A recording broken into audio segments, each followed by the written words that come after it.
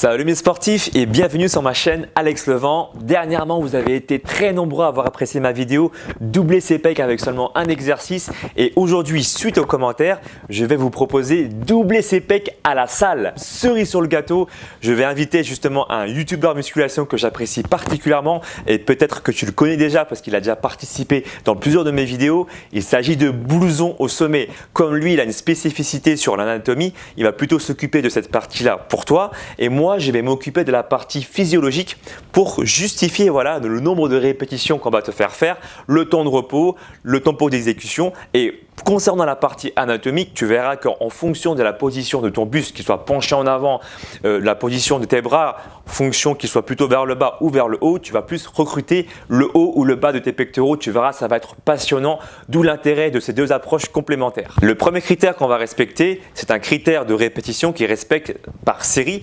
l'hypertrophie musculaire. Entre autres, entre 8 à 12 répétitions. Le deuxième critère, on a respecté un temps sous tension qui favorise l'hypertrophie musculaire, à savoir rester entre 40 et 70 secondes par série. Le troisième critère qu'on a voulu prendre en compte, c'est de respecter un tempo d'exécution qui favorise aussi bien le travail concentrique mais également excentrique. Pendant cette phase-là, non pas que tu es plus faible, c'est juste que tu vas recruter moins de fibres musculaires pour le même mouvement généré et donc générer plus de tension sur certaines parties des fibres musculaires, créer derrière un anabolisme musculaire plus important lorsque tu vas récupérer. Le quatrième critère qu'on a voulu respecter, un temps de repos qui soit suffisamment long et suffisamment court pour que la série suivante puisse justement être effectuée avec le nombre de répétitions souhaitées. Par exemple, dans le programme de Blouson, il va conseiller des séries allant jusqu'à 12 répétitions et il va avoir un temps de repos suffisamment long et suffisamment court en même temps pour que sa prochaine série, il puisse justement faire que 12 répétitions. Le deuxième critère pour le temps de repos qu'on a voulu prendre en considération,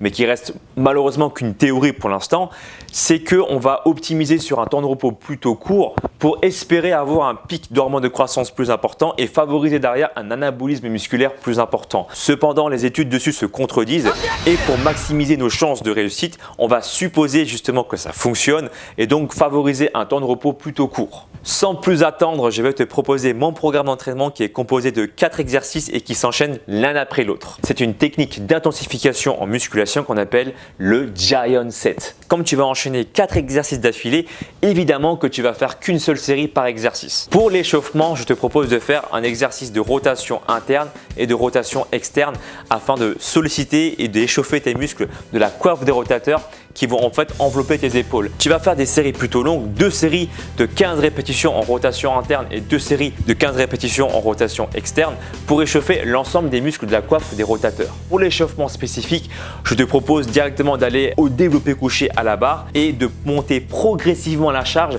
afin d'abord de recruter les fibres qui sont facilement excitables, les fibres rouges d'après le principe de taille de recrutement, puis ensuite les fibres blanches en fin d'échauffement pour que ta première série effective de travail soit idéale pour l'hypertrophie musculaire. Le premier exercice que je te propose de faire, c'est du développé couché à la barre. Tu vas faire 8 répétitions au développé couché à la barre avec le poids qui te permettrait normalement d'en faire 10. Au niveau du tempo d'exécution, je te propose de faire 2 secondes à la descente et 2 secondes à la montée. Alors tu remarqueras qu'au bout des 8 répétitions, on va se rapprocher des 32 secondes. Donc on est un petit peu loin des 40 secondes. Cependant, sache que comme tu enchaînes des exercices l'un après l'autre avec un temps de repos relativement court, eh bien la densité du programme sera telle que le temps sous tension global sera suffisamment important pour générer de l'hypertrophie musculaire. Par contre, pour tous ceux qui ressentent le travail au niveau des épaules au lieu de les ressentir sur les pectoraux, c'est fort probablement parce que vous avez des clavicules beaucoup trop larges avec des avant-bras beaucoup trop longs. À ce moment-là, je vous inviterai plutôt à vous pencher vers du développé couché prise avec des haltères parce que ce mouvement-là respecte plus la nature de la contraction des pectoraux avec un mouvement de trajectoire convergent. On passe maintenant au deuxième exercice, développé incliné avec des haltères. Tu vas faire pareil 8 répétitions maximales. Le temps de repos est approximativement de 30 à 45 secondes, donc c'est relativement court, voire quasiment inexistant, dans le but de pouvoir générer suffisamment de tension pour que tu fasses 8 répétitions et que tu galères à ce moment-là. Le troisième exercice que je te propose de faire, ce sont des dips, le corps penché en avant. Et là, la même chose, on va effectuer 8 répétitions maximales. Le quatrième exercice, on finira avec des pompes avec ou sans partenaire. Le but étant que tu arrives à faire 8 répétitions et que tu galères à ce moment-là, donc ton partenaire doit gérer ta force, doit gérer sa force pour qu'il puisse justement sentir que tu galères et que tu arrives à faire simplement 8 répétitions. Je te propose de faire 4 tours de ce circuit-là pour te rapprocher d'un nombre de répétitions totales qui favorise l'hypertrophie musculaire. Concernant le temps de repos entre chaque tour, je te propose de récupérer entre 3 minutes voire peut-être même 4 minutes parce que c'est assez dense comme travail et c'est assez conséquent. Le but étant que tu arrives à réaliser le deuxième, le troisième et le quatrième tour de façon propre. Here comes a new challenger. Sans plus attendre, Blouson au sommet va s'occuper de la partie de l'approche anatomique pour te justifier la même chose, l'utilité et l'efficacité de nos deux méthodes. C'est parti. Moi j'aime bien arriver comme ça, tu vois, faire mon entrée. Bonjour, je suis le susnommé Blouson. Donc on va voir l'anatomie pour commencer, comme t'as dit Alex, pour pouvoir justifier un petit peu mon programme, puisque je me suis vraiment appuyé en priorité sur l'anatomie pour le créer, et puis pour justifier également celui d'Alex, puisque lui aussi s'appuie aussi sur l'anatomie, même s'il aime bien s'appuyer en priorité sur la physiologie. Donc l'anatomie des pectoraux, on va voir surtout le grand pectoral, puisqu'il existe un petit pectoral, mais il se trouve qu'on s'en branle. Donc le grand pectoral, il a 4 faisceaux, et selon les auteurs, il en a 3. C'est-à-dire qu'en fait, tu vas très vite comprendre quand je vais te les décrire, il y a 2 faisceaux qu'on peut considérer en un seul. Donc on va commencer par le bas. Le bas du grand pectoral, c'est le faisceau abdominal, donc tout simplement abdominal puisqu'il s'accroche au niveau du haut des abdominaux. Ensuite, on a le faisceau sternocostal inférieur, le faisceau sternocostal supérieur, donc c'est ces deux-là que parfois on considère en un seul. Et on a le faisceau claviculaire, donc qui s'accroche à cet os ici. Et pourquoi je t'explique tout ça? Parce que tout simplement, il y a plein de gens qui pratiquent la musculation sans avoir trop de notion d'anatomie, ce qui peut se comprendre très bien, mais ça fait que souvent ils loupent une partie du muscle. Il y a des tas de mecs qui s'entraînent la moitié de leurs pectoraux toute leur vie, ils pensent que c'est bien, tu vois. Non, les fibres, le sens des fibres du grand pectoral, c'est en éventail, tu vois. Le faisceau abdominal, il part par là, le faisceau sternocostal, il part par là, le faisceau claviculaire, il part par là. Donc c'est impossible de tous les recruter en faisant un seul et même mouvement, parce que les fibres ne vont pas dans le même sens. On commence donc par le faisceau abdominal, celui du bas des pectoraux. Donc il s'accroche ici au niveau de la 7e côte, au niveau du cartilage des 7e côtes en fait, et au niveau de l'aponévrose des abdominaux. Une aponévrose, hein, c'est très simple, c'est tout simplement un long tissu fibreux, un long tissu tendineux, comme un tendon mais aplati si tu veux. Donc il s'accroche ici, le faisceau abdominal, et il va monter comme ça jusqu'ici au niveau de l'humérus qui est l'os du bras. Il a une insertion en dessous du bras. Son insertion va d'ailleurs être la plus haute des 3 faisceaux musculaires. On voit comme ça que le pectoral, il crée une torsade qui vient se glisser sous le bras. On a ensuite le faisceau sternocostal inférieur. Lui, il part d'ici au niveau du sternum et des cartilages des 2e à 6e côtes, donc une insertion très très large. En fait, il a plusieurs insertions, hein, et il vient se terminer presque au même endroit que l'insertion du faisceau abdominal, mais juste en dessous, comme je t'ai dit, et va commencer à créer cet effet de torsade. Ensuite, le faisceau sternocostal supérieur, lui, il part au-dessus du sternum, au niveau des cartilages des 2 premières côtes, en fait, et vient se terminer, encore une fois, en dessous des 2 premières insertions, sous l'humérus. Et enfin, pour terminer, on a le faisceau claviculaire, qui vient se terminer, là encore, hein, sous l'humérus, en dessous des 3 premières insertions. Voilà, donc maintenant qu'on sait tout ça, on se rend bien compte qu'on ne peut pas se contenter de faire du développé couché. Tu vois, oh, je fais du bench, c'est bon, je vais avoir des pecs. Non, ça ne fonctionne pas. Le sens des fibres est complexe, le muscle pectoral, il a une forme d'éventail. Donc il va falloir des exercices spécifiques pour taper dans le faisceau claviculaire, dans le faisceau abdominal et dans les faisceaux sternocostaux. À noter également que la plupart des gens ont un retard au haut de pec. Donc ce qu'on appelle le haut de pec, hein, souvent dans les salles, c'est tout simplement le faisceau claviculaire en fait. On va donc chercher à le privilégier. Tu vas voir dans mon programme que j'ai fait en sorte qu'on puisse quand même le privilégier parce que la plupart des gens ont ça en retard. J'ai donc imaginé un programme qui me semble idéal avec des mouvements de grand étirement, des mouvements qui priorisent chacun un faisceau particulier, donc le claviculaire, le sternocostal, le faisceau abdominal. Le tout en série de 12 à 15 répétitions selon les exercices avec un tempo d'exécution de 1 seconde, 2 secondes. C'est-à-dire 1 seconde dans la phase de contraction quand tu pousses et 2 secondes dans la phase excentrique, donc dans la phase d'étirement quand la charge redescend. De cette façon, on va être dans les conditions idéales que tu as expliqué Alex juste avant en termes physiologiques pour vraiment maximiser l'hypertrophie. Donc pour faire simple, pour exploser tes pecs. T'as vu le titre de la vidéo? Doubler ses pecs. Donc quelque part on a du chemin, tu vois, on a du travail. Voici donc le programme en question, celui que j'ai imaginé pour toi. Donc on commence bien sûr par un échauffement général du corps, celui-là je te le détaille pas. Je pense que Alex en a déjà parlé sur sa chaîne, j'en ai parlé sur la mienne aussi. Et ensuite un échauffement spécifique. Pour ça je vais te demander de prêter attention à un étirement particulier de tes pectoraux, ça c'est vraiment important. Donc je t'en montre 2 à l'image. Tu peux t'étirer simplement avec des haltères en laissant les poids redescendre progressivement sur les côtés. Donc tu laisses au fil des secondes ton muscle s'étirer tranquillement, pas la peine de le faire forcer. Faut que ce soit progressif, tu fais ça sur 20 à 40 secondes. Tu peux aussi faire ça tout simplement en accrochant ta main à une barre, une machine, un truc qui traîne dans ta pièce, simplement un mur. Et une fois que tu es bien étiré, bien échauffé, tu vas pouvoir passer aux exercices de travail. Mais avant tout ça, je vais te demander de te poser une question. Est-ce que tu es heureux dans ta vie? Non, pas cette question-là. Rien à voir, pas cette question-là. C'était quoi ma question, putain? Tu vas te poser la question, est-ce que tu arrives à sentir tes pecs travailler? Et particulièrement, est-ce que tu arrives à sentir le haut de tes pecs travailler quand tu faisais jusqu'à présent ta musculation? Généralement, les débutants ont beaucoup de mal. C'est classique, tu vois. Moi, quand j'ai débuté, je les sentais pas, mes pectoraux. C'est très difficile au début. Si c'est ton cas, si tu as du mal à les sentir, tu vas d'abord faire un pré-exercice, un exercice de pré-fatigue en fait, qui va consister à faire 3 séries de 30 répétitions. Donc là, vu qu'on va démarrer sur un exercice qui va recruter le haut de pec, donc le faisceau claviculaire dont je t'ai parlé, tu vas chercher à faire des écartés en ramenant les mains au-dessus de la ligne de ton regard. Donc vraiment en hauteur en fait. Tu vas mettre un poids tout petit, vraiment le plus bas poids de la machine s'il le faut, pour pouvoir faire tes 30 répétitions et pouvoir en fait trouver cette sensation du pectoral. Oui, c'est mieux. Parce qu'en fait, quand on débute, tu vois, on a du mal à sentir et donc souvent on fait par exemple, on va direct à la barre, au développé couché pour faire comme tout le monde et on travaille le mouvement en fait avec nos triceps, avec nos épaules, avec totalement autre chose et nos pectoraux sont pas recrutés et il y a des gens, ils font ça pendant des années sans que leurs pectoraux se développent. Si par contre ce n'est pas ton cas, tu arrives bien à ressentir tes pectoraux travailler, bon bah tu sautes cet exercice, pas la peine de passer par une phase de pré-fatigue et tu démarres directement par le premier exercice qui va être du développé incliné aux haltères. Donc tout comme Alex t'a montré dans son programme, ça se justifie de la même façon, hein, tu vois, on cherche à tout simplement recruter en priorité le faisceau claviculaire, faisceau qui est souvent en retard chez les pratiquants. Donc on lui dédie un exercice. Moi j'ai décidé de le mettre en premier dans mon programme tout simplement parce que c'est le moment de la séance où on a le plus d'énergie. Donc vraiment je le priorise parce qu'on est tous en retard là-dessus. Autre chose, pourquoi j'utilise des haltères plutôt que la barre? C'est très simple, tout simplement parce qu'on fait de l'hypertrophie pure. Ici, tu vois, comme j'ai dit, on est là pour doubler nos pecs. Donc voilà, il faut vraiment réfléchir pour hypertrophie pure.